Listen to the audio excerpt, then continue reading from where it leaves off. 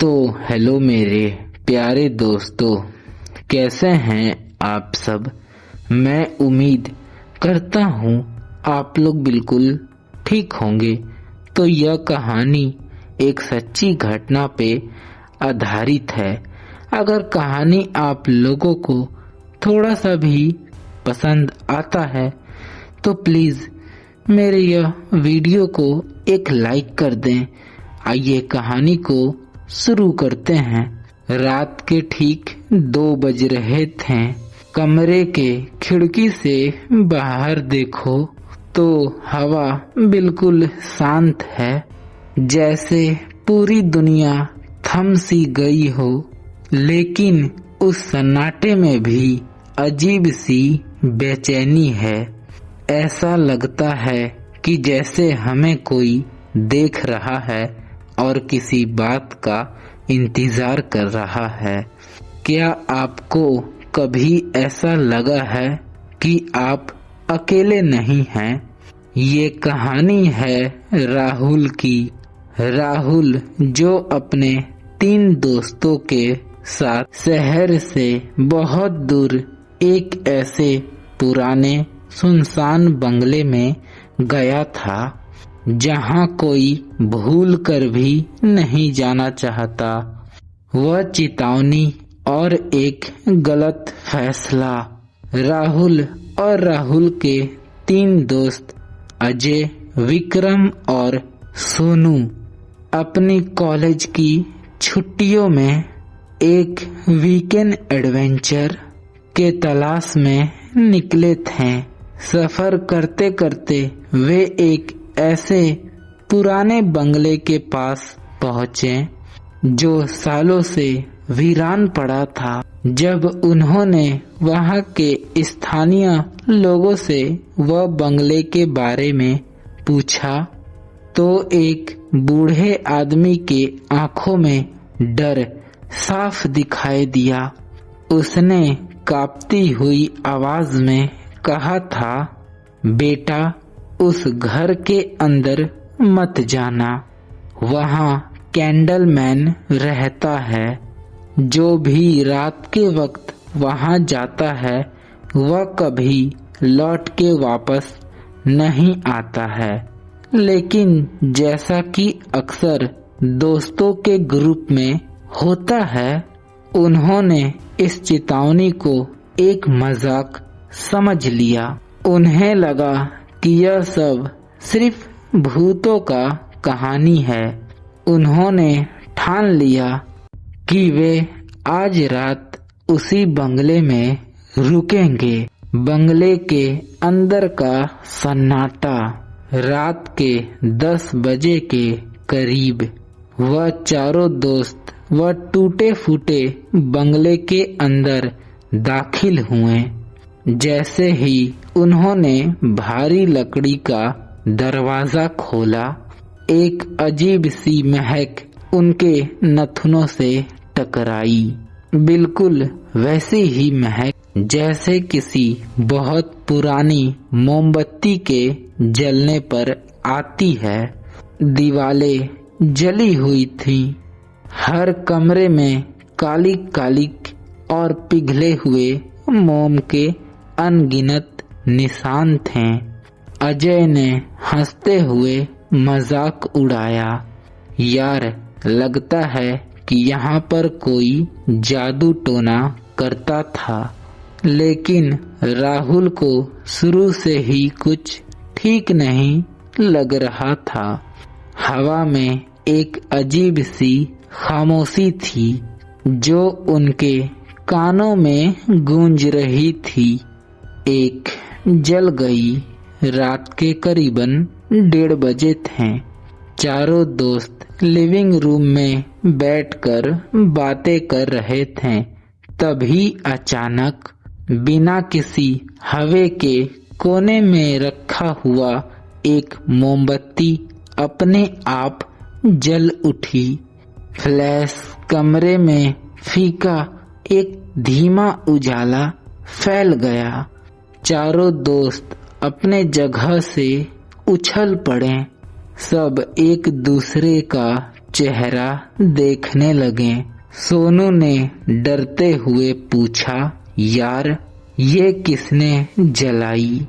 तभी उस शांत माहौल में एक बेहद धीमी और भारी आवाज गूंजी। वह आवाज दीवार के उस पार से आ रही थी। एक जल गई वह साया जो करीब आ रहा था। अब माहौल पूरी तरह बदल चुका था। कमरे का तापमान अचानक बहुत ठंडा हो गया। उनके रोंगटे खड़े हो गए और फिर एक एक करके वह पूरे घर में मोमबत्तियां अपने आप जलने लगी। 2, 3, 4 हर एक गिनती के साथ वह भारी आवाज और भी करीब आ रही थी। सोनू ने घबराकर दरवाजे की तरफ दौड़ लगाई, लेकिन दरवाजा अंदर से लॉक हो चुका था। कोई भी बाहर नहीं जा सकता था। और तभी अंधेरे कोने से एक लंबी धुंधली परछाई बाहर आई। एक ऐसा लंबा इंसान जिसके शरीर पर कपड़ों के जगह सिर्फ गीली चिपचिपी मोम टपक रही थी। उसका चेहरा अंधेरे में पूरी तरीके से छुपा हुआ था, लेकिन उसके हाथ में एक जलती हुई मोमबत्ती थी। उसकी आवाज गूंजी, अब तुम्हारी बारी है। फिर विक्रम डर के मारे जमीन पर गिर पड़ा। वह चिल्लाने लगा, लेकिन उसकी आवाज मानो गले में ही घुट गई हो। तभी उसके हाथ पर तेजी से जलन होने लगी। ऐसा लगा कि किसी ने जलती हुई मोमबत्ती का सिरा उसकी त्वचा पर सटा दिया हो, लेकिन उसके पास कोई नहीं था। एक एक करके चारों दोस्तों के शरीर पर जलने के निशान बनने लगे। राहुल को अचानक वह बूढ़े आदमी की बात याद आ गई। कैंडलमैन अंधेरे में उसका घर खराब करने वालों को चुनता है। राहुल समझ गया था कि यह मोमबत्तियां किसी नए आत्मा के लिए जल रही है। तभी राहुल ने अपनी हिम्मत को बटोरा। उसने सोचा, अगर यह मोमबत्तियां ही उसकी ताकत है तो इन्हें बुझाना ही होगा। उसने पास रखी एक मोमबत्ती की तरफ हाथ बढ़ाया और उसे फूंक मारकर बुझा दिया। फिर वह परछाई एक भयानक चीख के साथ तड़प उठी। राहुल को समझ आ गया कि यही वह आत्मा का कमजोर पहलू है। उसने एक एक करके सारी मोमबत्तियां बुझानी शुरू कर दी।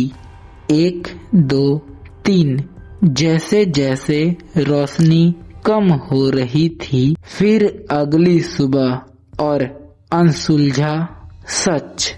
सुबह की पहली किरण के साथ ही वह खौफनाक सन्नाटा टूट गया। दरवाजा अपने आप खुल गया। राहुल बाहर आ गया, लेकिन उसके तीनों दोस्त गायब थे। वे कहाँ गए किसी को भी नहीं पता। आज भी वह गांव के लोग कहते हैं कि रात के वक्त में वहां पे अपने आप मोमबत्तियां जल जाती है और वही डरावनी आवाज गूंजती है, एक जल गई। और अगर आपने कभी रात के सन्नाटे में वह आवाज सुन ली तो समझ लीजिएगा कि अगली मोमबत्ती आपके लिए है। तो यह कहानी अब समाप्त होती है। कहानी आप लोगों को कैसा लगा आप लोग मुझे कमेंट बॉक्स में बता दें। तो आज के लिए इतना ही, मिलते हैं नेक्स्ट वीडियो में। Bye bye.